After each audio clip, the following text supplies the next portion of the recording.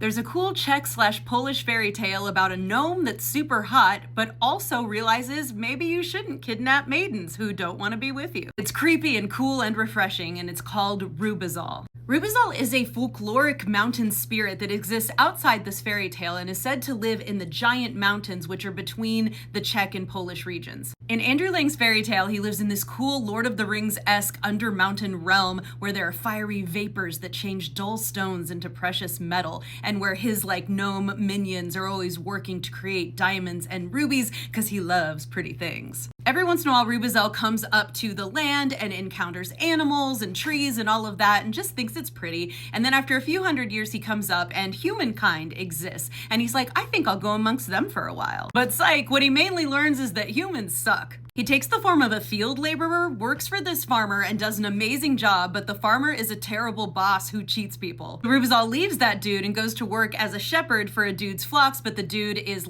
ungrateful and doesn't pay him. He goes to work for a judge who is super corrupt, and when he calls the judge out, the judge has him thrown in prison. But since he's a magical gnome, he just gets out through the keyhole, and he just decides, you know what, mankind sucks. I'm gonna leave them alone from now on. Of course, years later, he changes his mind, and when he goes up this time, he sees a beautiful princess. She's frolicking about with her maiden friends, and he kind of lures them into his realm by transforming the forest in the coolest ways. Changes the rocks to shiny jewels. He makes a beautiful fountain out of a stream. He has fruits and sweetmeats suddenly scattered on these beautiful rock tables. He also creates this marble pool, and the princess is like, I have to go get in there, guys. And so she gets in the pool, but then suddenly vanishes down underneath it. Her girls are horrified. They go home and they tell the king, we wandered in this enchanted forest and she disappeared in a pool of water. But when they go back with the king and reinforcements, the whole place is gone because it was enchanted. Meanwhile, we're told the princess is not at all unhappy in this palace of her elven lover, who has changed into the form of a human man. His under the mountain palace is also so splendid it makes her dad's palace look like a poor cottage. As soon as she arrives, he gives her all these gifts and sits beside her and whispers the sweetest speeches imaginable in her ear, which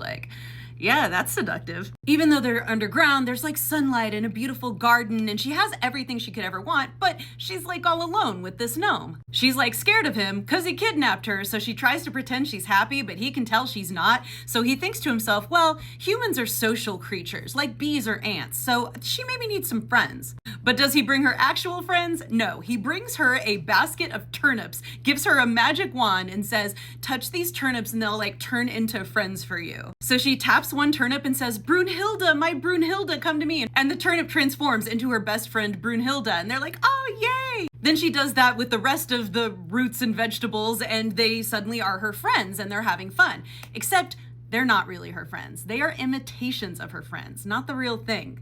They're turnips. Eventually, they start to kind of shrivel away and they look like old crones instead of young maidens. The princess goes to Rubezahl and she's like, what's happening to them? And he's like, oh, well, the vegetables are, they're shriveling because that's what happens to vegetables. So you're gonna have to make friends again with fresh vegetables. However, even though the world they live in is enchanted to be springtime, it's winter up above. So he's not gonna be able to get her fresh turnips for a while. So our girl is sad while she is waiting to have friends again, and then the author decides to tell us she actually had a sweetheart up above before she got kidnapped, and he's a prince from her father's neighboring kingdom. Now that she doesn't have her friends, she's no longer dazzled by this place. She wants to escape and get back with her actual man. There are a few shriveled vegetables left that aren't big enough to be made into a person, so she turns one into a bee and says, go find my prince and tell him where I am so he can come rescue me. But the bee then gets eaten by a bird. She makes another one into a cricket to go give him the message. It gets eaten by a bird, so she finally makes one into a magpie, and it manages to get to the prince,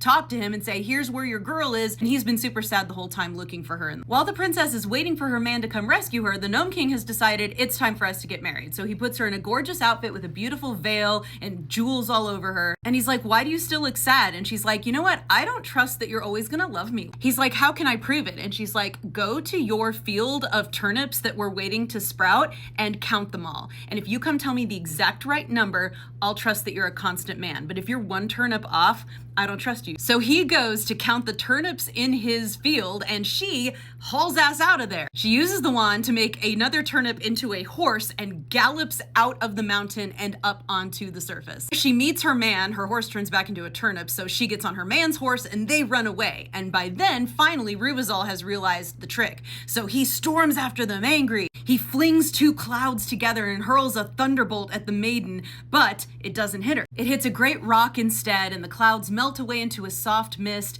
and the gnome, in despair, wails to the four winds that, you know what, maybe I'm just not meant to be with a human. So he decides never to deal with these false creatures again, because boy, was that girl that he kidnapped and was forcing to marry him a false woman. He hides his magical realm from all human eyes forever. But even though the story ends happily with the princess marrying her man, the author tells us that long after she and her man are dead, and their children are dead, the village would always tell the tale of her imprisonment as they sat around carving wood on the winter nights.